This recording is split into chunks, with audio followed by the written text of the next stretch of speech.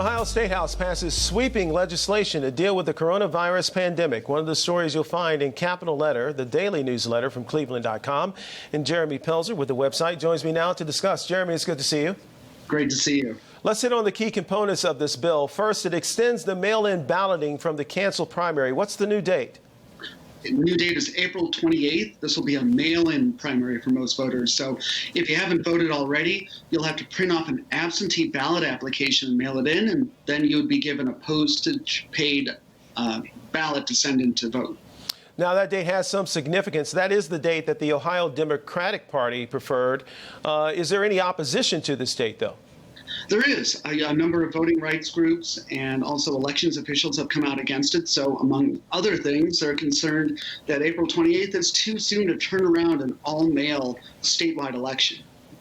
Next is the controversial school voucher problem. They had already been up against the clock on getting some legislation passed on that. What is the State House and the lawmakers there doing about it now? They're going to freeze it. They had until March 31st to act, and suddenly and intentionally they found that the number of public schools that were going to be eligible for private school vouchers ballooned from about 500 to about 1,200. So they needed till the end of the month to act. They've acted, and the bill today keeps eligibility at about 500 schools. How does the bill tackle some of the other education issues arising from the pandemic? Things like graduations and testing and the system of grading schools for funding. How is all that going to be handled? Well, it starts by waiving testing requirements for the school year. It allows high schools with high school seniors who are graduating, if their school determines that they were on track to graduate, they will allow those students to graduate.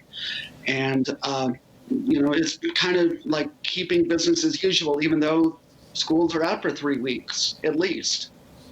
The state unemployment website has been overrun. What is the Senate's plan and the House's plan for dealing with unemployment benefits? I mean, it seems to be skyrocketing almost on a daily basis. Yeah, on Sunday when the governor announced that all non-essential businesses would close, the state's website crashed because it got 1 million hits in a single minute.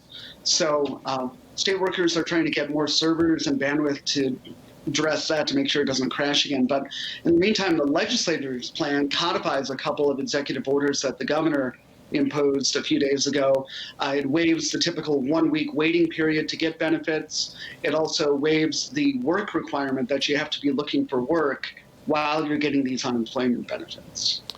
Finally, Jeremy, tax day is around the corner. It's already been extended federally to July 15th. Is there a new deadline yet for Ohio? It's also July 15th. That's the day picked by the IRS a few days ago, and that's what Ohio will have now. Jeremy Pelzer with cleveland.com. Jeremy, thank you.